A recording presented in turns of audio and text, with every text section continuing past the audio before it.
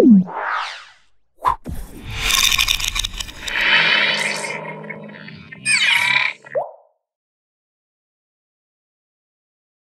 నేను మీ మాధురి. ఈరోజు మనతో పాటు ఉన్నారు Sridhar Nalmadhu. Hello sir. Hello అండి. సార్, కుంభమేళా మనకి ఇప్పుడు జరుగుతూ ఉంది. గంగా నదికి పుష్కరాలు కుంభమేళాగా మనం జరుపుకుంటాం, అది జరుగుతూ ఉంది. అయితే నాకు విషయం ఏంటి అంటే, పుష్కరాల టైంలోనే ఆ నీటికి ఆ శక్తి ఉంటుందా? నార్మల్ టైంలో ఆ శక్తి ఉండదా? ఈ టైంలోనే మన స్నానం చేస్తే మన పాపాలు పోతాయా? నార్మల్ టైంలో చేస్తే పోవా? అసలు ఏంటి ఈ పుష్కరాల్లో వెనకాతలు ఉన్న సైన్స్? పుష్కరాలు అనేది బేసికల్గా అంటే 12 సంవత్సరాలకు ఒకసారి కొంత ఎనర్జీ ప్యాటర్న్ క్యారీ చేస్తుంది ప్రతి నది అని చెప్పేసి అనేది బై డిఫాల్ట్ ఎప్పటి నుంచో చెప్పబడి ఉంది. వాస్తవంగా పుష్కరాలకు సంబంధించి అసలు మామూలుగా ప్రవహించే నది, సరే 12 సంవత్సరాలు ఒకసారి ఎందుకు క్యారీ చేస్తుందో తర్వాత డిస్కస్ చేసుకుందాం. ప్రవహించే నదిలో ఎప్పుడూ కూడా ఎనర్జీ ప్యాటర్న్ ఎక్కువగా ఉంటుంది. సో నీటి ప్రవాహం అనేది ఎప్పుడు చూడండి, రకరకాల నీళ్లు ఉంటాయి.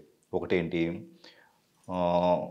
చెరువులు కావచ్చు, బావులు కావచ్చు, వీటన్నిటిలో కూడా నీళ్లు స్టాగ్నెంట్గా ఉంటాయి. స్టాగ్నెంట్గా కదలకుండా ఉన్నప్పుడు వాటిలో ఎనర్జీ డైనమిక్గా ఉండదు.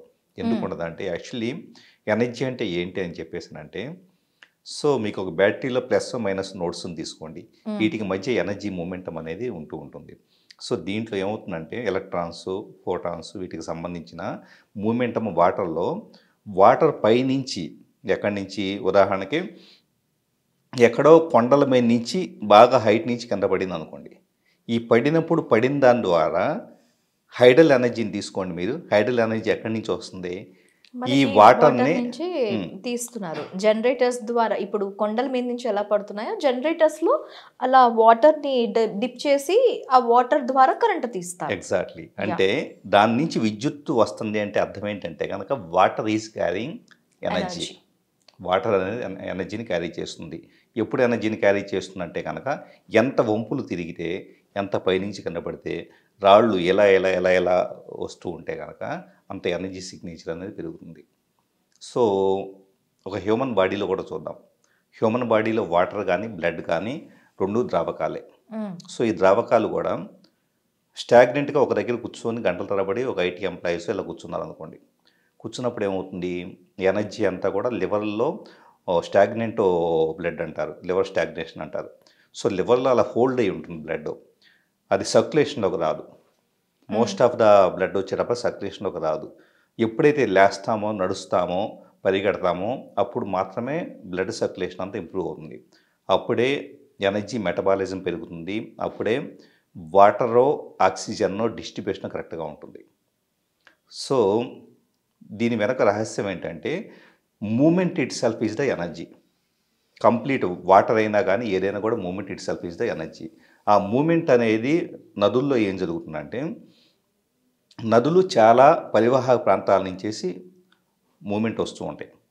రకరకాల రాష్ట్రాలు, రకరకాల ప్రదేశాల నుంచి వస్తూ ఉంటాయి. సో నది రకరకాల ప్రదేశాల నుంచి వచ్చేటప్పుడు భూమి ఉంటుంది చూసారా, భూమి అనేది మినరల్స్ కలిగి ఉంటుంది. అవును. సో మనిషిలో భూమిలో 94 ధాతువులు ఉంటాయి. యాక్చువల్లీ కాల్షియం, మెగ్నీషియం ఇలాంటివన్నీ మనం తీసుకుంటే కనుక మినరల్స్ అంతా 94 మినరల్స్ భూమిలో ఉంటే, హ్యూమన్ బాడీలో 40 మినరల్స్ ఉంటాయి. సో భూమికి కావాల్సిన, మనిషికి కావాల్సిన అన్ని మినరల్స్ భూమిలో ఉంటాయి. అవే కాకుండా ఇంకా ఎక్స్ట్రా మినరల్స్ కూడా ఉంటాయి, మిగతా జీవజాతులకు సంబంధించిన అన్ని మినరల్స్ కూడా ఉంటాయి. అంటే భూమికి ఉన్న శక్తి అదైతే నీరేం చేస్తుంది, ఈ పర్టికులర్ భూమిలో ఉండే మినరల్స్ అన్నిటినీ కూడా క్యారీ చేసుకుంటూ వచ్చేసి వస్తూ ఉంది. ఇప్పుడు ఏమవుతుందంటే, ఒక మనిషి నదీ స్నానం చేస్తున్నారు కుంభమేళాలో ఇంకో దాంట్లో అనుకోండి. నదీ స్నానం చేస్తున్నప్పుడు ఈ మినరల్స్ కావచ్చు, ఆ ఎనర్జీ డైనమిజం కావచ్చు, ఇన్విజిబుల్గా ఉండే డైనమిజం కావచ్చు, ఆ మనిషిని ఫిజికల్గాను మానసికంగాను ప్యూరిఫై చేస్తుంది. ఓకే. సో ఎనర్జీ అనేది మరింత హైటెండ్గా, ఒక నార్మల్గా స్టాగ్నెంట్గా ఉండే వాటర్లో ఎనర్జీ కాకుండా, సో మూమెంట్ ఉన్న వాటర్లో ఉండే ఎనర్జీతో ప్యూరిఫై చేసుకోవడం జరుగుతూ ఉంటుంది. సో దీంట్లో రెండోది ఏంటంటే, వాటర్తో పాటు ఇందాక నేను చెప్పినట్లు మినరల్స్ మాత్రమే కాదు, ఆ ఫ్రీక్వెన్సీస్ ఉంటాయి కొన్ని. యాక్చువల్లీ ఏంటంటే, మీరు చూడండి, కొన్ని ప్రాంతాలకు సంబంధించిన అక్కడ ఉండే పీపుల్ యొక్క ఎనర్జీ సిగ్నేచర్ అంతా వాటర్తో క్యారీ అవుతుంది. ఓకే.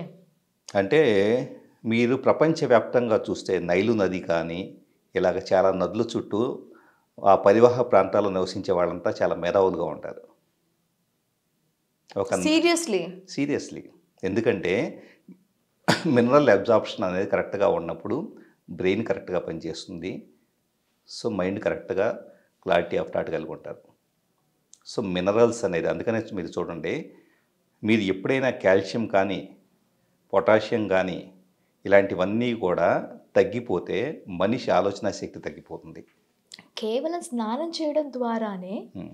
ఈ మినరల్స్ మనం క్యారీ చేసేస్తామా? దాన్ని తాగడం ద్వారా కూడా మనకి ఆ మినరల్స్ తాగడం ద్వారా కూడా క్యారీ చేస్తాం. ఓకే, మీరు ఇప్పుడు సారీ ఫర్ ది ఇంటరప్షన్. ఇప్పుడు నది ఈ పుష్కరాల టైంలోనే వెళ్ళి స్నానం చేయాలా?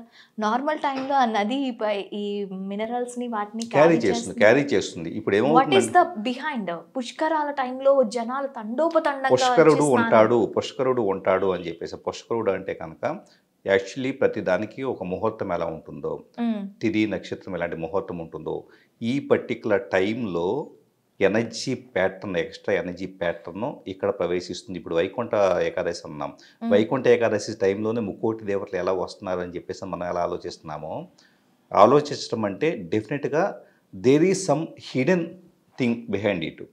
ఆ మూమెంట్కి ఎనర్జీ వస్తుంది. పుష్కరుడు వస్తున్నాడు అంటే ఆ నది గుండా ప్రవహిస్తూ వస్తున్నాడు అంటే ఆ నదిలో ఖచ్చితంగా ఒక డైనమిజం అనేది అప్పటిదాకా ఉన్న డైనమిజం కంటే ఒకటే గ్రహాల యొక్క పరిస్థితుల వల్ల కానీ ఎప్పుడు మనం గమనించాల్సింది ఈ మూమెంట్ ఈ పర్టికులర్ జనవరిలో ఆ పర్టికులర్ ప్రాంతంలో జియోగ్రఫికల్గా వచ్చేటప్పటికి ప్రపంచం మొత్తాన్ని తీసుకోండి, అన్ని ఖండాలని, కొన్ని దగ్గర ఎలక్ట్రోమాగ్నెటిక్ వేవ్స్ని చూస్తే ఆ వేవ్స్ ఒక దగ్గర వచ్చేటప్పటికే ఒక మూమెంట్లో చాలా హైటెన్గా ఉంటాయి.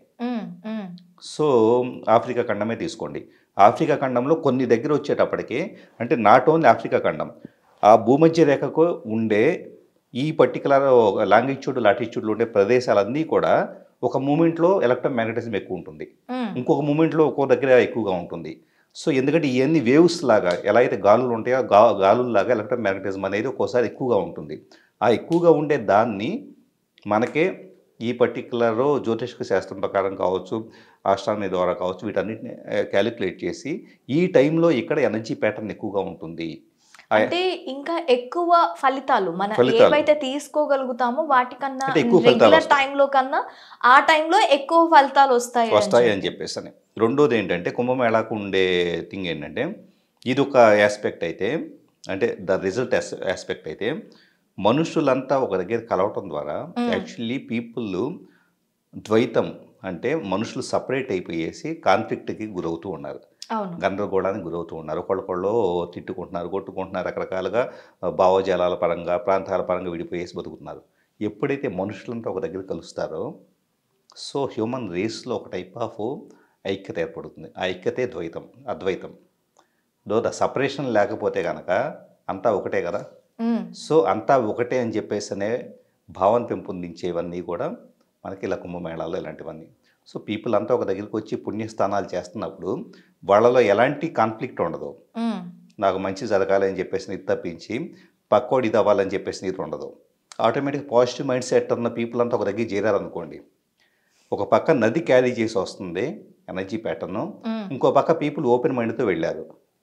సో ఆ ప్రాంతానికి ఒక సిగ్నిఫికెన్స్ వస్తుంది. అంటే అప్పటిదాకా ఉన్న ఎలక్ట్రోమాగ్నెటిజం కాకుండా యాక్చువల్లీ గ్రూప్ కాన్షియస్నెస్ నిజంగా, అందుకని గ్రూప్ మెడిటేషన్, గ్రూప్ యోగా చేయమంటారు.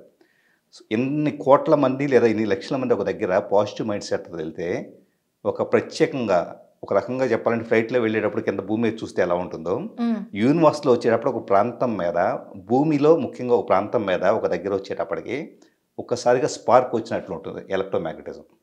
ఓకే. సో డెఫినెట్గా it's a kind of positive vibe అలా చెప్పుకోవచ్చు. ఓకే, ఒక పాజిటివ్ వైబ్ అండ్ ఒక పాజిటివ్ ఎనర్జీని నది క్యారీ చేస్తుంది ఖచ్చితంగా. సో ఈ టైంలో మనం నార్మల్ టైంలో కన్నా ఎక్స్ట్రా ఎనర్జీ మనం క్యారీ చేయొచ్చు. Okay sir, thank you very much.